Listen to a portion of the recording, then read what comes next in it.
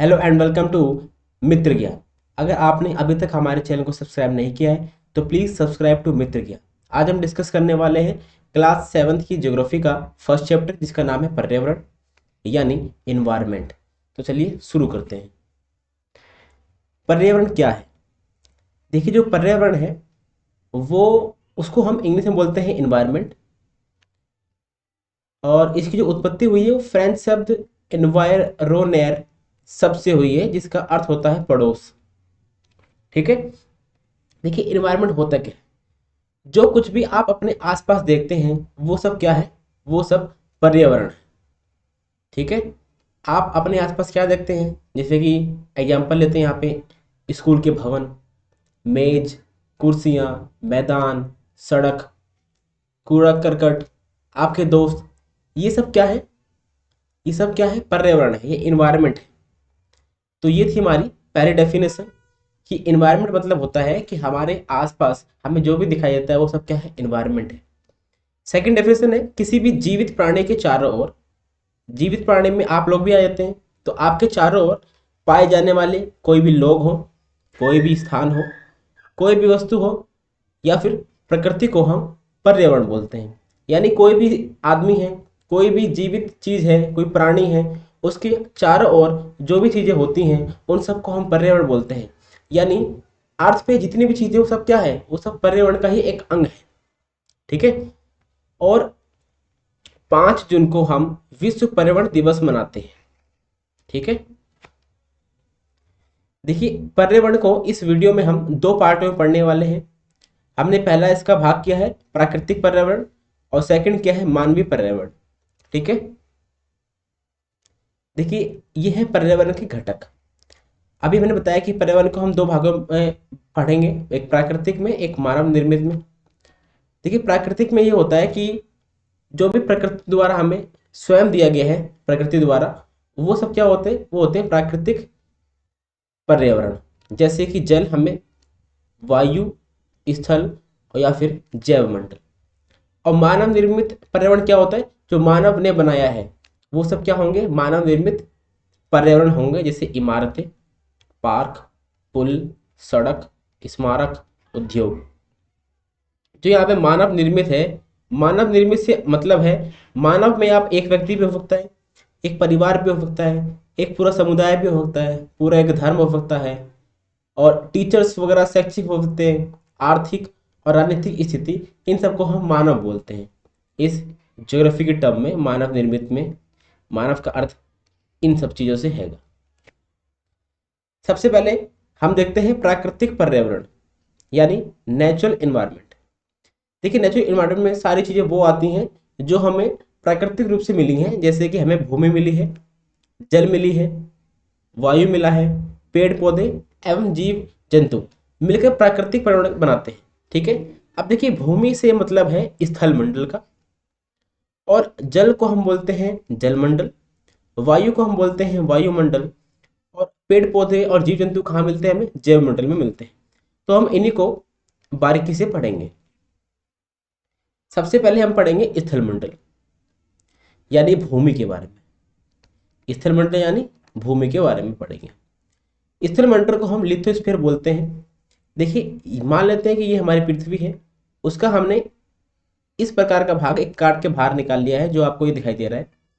जो हमारी पृथ्वी है उसको हम अगर लेयर बाय लेयर बांटेंगे तो हम उसको 3 भागों में बांट सकते हैं। सबसे नीचे है कोर, उसके ऊपर है मेंटल, और उसके ऊपर है क्रस्ट। जो कोर है, कोर को भी हम 2 भागों में बांट सकते हैं, एक है इनर कोर और एक है आउटर कोर।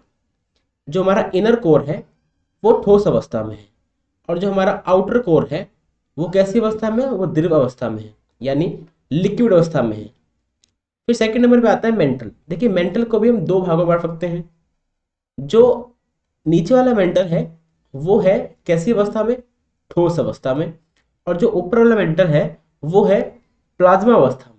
प्लाज्मा अवस्था का मतलब हैगा कि ना तो वो ठोस है ना ही द्रव है, प्लाज्मा अवस्था है जिसके अंदर कोई भी चीज जल्दी डूबेगी नहीं। उसके ऊपर है क्रस्ट। ठीक है। क्रस्ट में ही हमारा जो महासागर है, जितने भी हमारे, वो सब, और जितने भी महाद्वीप है हमारे, वो सब हमारे क्रस्ट के अंदर ही आ जाते हैं। अगर हम क्रस्ट और जो ऊपरी मेंटर है उसको जोड़ दे तो हम उसको बोलेंगे लिथोस्फीयर यानी स्थल मंडल, उसी की हम बात कर रहे हैं। देखिए स्थल मंडल होता क्या है। स्थल मंडल जो पृथ्वी है हमारी उसकी सबसे ऊपरी एक परत है जो बहुत ठोस अवस्था में है, तो सबसे ऊपरी परत है। और इसका निर्माण कैसे हुआ है, इनका निर्माण चट्टानों और खनिजों से हुआ है। ठीक है, और इस स्थल मंडल के ऊपर बहुत पतली सी आपको लेयर मिलेगी मिट्टी की, जिसका निर्माण इन्हीं के चट्टानों से हुआ है। और जितने भी आपको पहाड़ देखने को मिलते हैं, पठार देखने को मिलते हैं, मैदान देखने को मिलते हैं, घाटी देखने को मिलती हैं, मतलब जो भी आपको प्राकृतिक चीजें देखने को मिलती हैं वो सब आपको कहाँ देखने को मिलती हैं, वो सब आपको स्थल मंडल पे ही देखने को मिलती है। हम खेती कहाँ पे करते हैं, वन कहाँ पे लगाते हैं, मानव अपनी बस्तियां कहाँ लगाता है, घास कहाँ उगते हैं, ये सब आपको स्थल मंडल पे ही देखने को मिलेगा। तो आप समझ गए स्थल मंडल क्या होता है। स्थल मंडल पे जो जो हम काम करते हैं वो सब क्या है, प्राकृतिक पर्यावरण है। सेकंड नंबर पे आता है जल मंडल। देखिए पृथ्वी पे 71% क्या है, जल है। जितना भी जल का क्षेत्र है उन सबको हम क्या बोलते हैं, जल मंडल बोलते हैं। यानी जहां जहां पर आप वाटर देखेंगे, पानी देखेंगे, वो सब क्या है, जल मंडल है। जिसमें आप नदी बोल सकते हैं, झील बोल सकते हैं, समुद्र बोल सकते हैं, महासागर बोल सकते हैं। ठीक है, नहरें जो हम बनाते हैं उसको भी आप बोल सकते हैं। जहां जहां पे आपको पानी की पानी देखने को मिलेगा उसको आप जलमंडल बोल सकते हैं। और आपको पता है कि सभी प्राणी के लिए सबसे आवश्यक क्या है, पानी है। बिना पानी के हम जी नहीं सकते। थर्ड नंबर पे आता है वायुमंडल। अब वायुमंडल क्या है, वायुमंडल को हम इंग्लिश में एटमॉस्फेयर बोलते हैं, और जो हमने अभी जलमंडल देखा था इसको हम हाइड्रोस्फीयर बोलते हैं। देखिए वायुमंडल यानी कि हमारे चारों ओर या फिर पृथ्वी के चारों ओर जो भी वायु है उन सबकी लेयरों को हम वायुमंडल बोलते हैं। वायुमंडल को हम 5 भागों में बांटते हैं। जो सबसे नीचे है उसको बोलते हैं सौर मंडल, उसके ऊपर है समताप मंडल, फिर उसके ऊपर है मध्य मंडल, फिर उसके ऊपर ताप मंडल, और सबसे ऊपर है यानी 5वें स्तर पे बाह्य मंडल। जो आप यहाँ पे सौर मंडल देख रहे हैं, तो ये सौर मंडल है, ये आपको 8 से 18 किलोमीटर के बीच में देखने को मिलेगा। उसके बाद जो समताप मंडल है वो आपको इसके बाद यानी 8 से 50 किलोमीटर की ऊंचाई तक आपको देखने को मिलेगा। ये जो मध्य मंडल है 50 से 80 किलोमीटर देखने को मिलेगा। ये ताप मंडल है वो आपको 80 से 400 किलोमीटर देखने को मिलेगा। और जो बाह्य मंडल है 400 किलोमीटर से ऊपर पूरा स्पेस में आप पहुंच जाएंगे। ये बाह्य मंडल का आधा भाग आपको स्पेस में देखने को मिलेगा। ठीक है, देखिए जो वायुमंडल का निर्माण होता है वो गैसों से, यानी गैसों से, जलवाष्प से, ठीक है, और जितने भी कण होते हैं, धूल कण हो गए, समुद्र के नमक के कण हो गए, इन सब चीजों से मिलके वायुमंडल का निर्माण होता है। देखिए वायुमंडल में सबसे ज्यादा जो गैसों की अगर हम बात करें कि गैसों में सबसे ज्यादा गैस कौन सी है, तो उसमें है सबसे ज्यादा गैस नाइट्रोजन, यानी 78.8%, इसको हम 79% में बोल सकते हैं। यानी गैसों में सबसे ज़्यादा वायुमंडल में नाइट्रोजन है और सेकंड नंबर पे ऑक्सीजन है जो हम ग्रहण करते हैं, जो अप्रोक्सीमेट 21% आपको देखने को मिलती है। ठीक है, तो ये था वायुमंडल।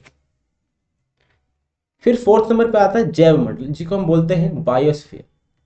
ठीक है, जैव मंडल बहुत ही सरल भाषा में आप समझ सकते हैं, जहां पर भी आपको तीनों अवस्था देखने को मिले यानी तीनों मंडल देखने को मिले, उन चीज को, उस जगह को हम जैव मंडल बोलते हैं। यानी जहां पर आपको वायुमंडल देखने को मिले, अब सिंपल सी बात है, पूरे अर्थ पे आपको वायुमंडल देखने को मिलेगा ही, तो वायुमंडल तो हर जगह क्या है, उपस्थित है। उसके बाद आपको वहां पे स्थल मंडल चाहिए होगा और आपको जलमंडल भी चाहिए होगा। जहां पे ये तीनों आपको चीजें देखने को मिलेंगी उसे हम क्या बोलेंगे, जैव मंडल बोलेंगे। जैव मंडल का मतलब हैगा कि यहाँ पर आपको जीवन संभव है यहाँ पे। ठीक है, यहाँ पर ही लोग निवास करना सोचते हैं। सिंपल सी बात है, जहाँ पे सिर्फ पानी होगा वहां पे लोग कैसे निवास कर सकते हैं, नहीं कर सकते। जहाँ पे सिर्फ स्थल होगा, पानी ना हो, वायु ना हो, वहां पे भी नहीं कर सकते। और जहाँ वायु में तो हम बिल्कुल नहीं कर सकते। इसीलिए जहाँ पे तीनों मंडल आपको देखने को मिले उसे हम बोलते हैं जैव मंडल, जहाँ पे प्राणी द्वारा, जीव जंतु द्वारा, एनिमल्स द्वारा निवास किया जाता है। फिर अब हमने जो प्राकृतिक पर्यावरण था उसको हमने देख लिया। उसके बाद आता है मानवीय पर्यावरण। देखिए, मानवीय पर्यावरण का मतलब ये हैगा कि मानव ने जो पर्यावरण बनाया है, आर्टिफिशियल जो पर्यावरण बनाया है, वो क्या होता है। देखिए, जो भी मानव द्वारा निर्मित चीजें हैं वो सब मानव पर्यावरण कहलाती है। देखिए, स्टार्टिंग में जब इंसान का उद्भव हुआ था, यानी जब इंसान पृथ्वी पे जन्म लिया था उन्होंने, तो उस समय ऐसी प्रकृति थी उनकी कि वो बिल्कुल भी नुकसान नहीं पहुंचाते थे किसी पर्यावरण को। लेकिन धीरे धीरे क्या हुआ, जो मानव थे उन्होंने अपनी धीरे धीरे विकास किया अपना, और उस विकास के चलते उन्होंने पर्यावरण पे बिल्कुल भी ध्यान नहीं दिया। उन्होंने औद्योगिकरण किया, बहुत सारी मशीनरीज लगाई, उद्योग लगाए, उनसे गैसें निकली, जो भी वहाँ से कूड़ा करकट था सारा नदी में फेंका गया। उन्होंने बिल्कुल भी पर्यावरण का ध्यान नहीं दिया, जिसकी वजह से जो हमारा पर्यावरण है बहुत तेजी से चेंज हो रहा है। तो टॉपिक पे आते हैं, मानवीय पर्यावरण क्या होता है।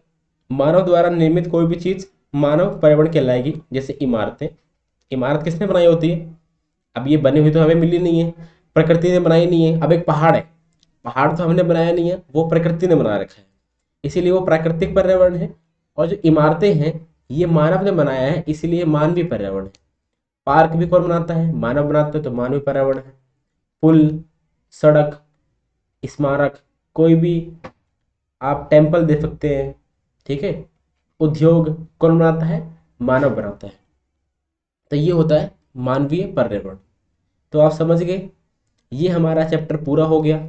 अगर आपको वीडियो अच्छी लगी है प्लीज़ सब्सक्राइब करें, लाइक करें और कमेंट करना बिल्कुल ना भूलें।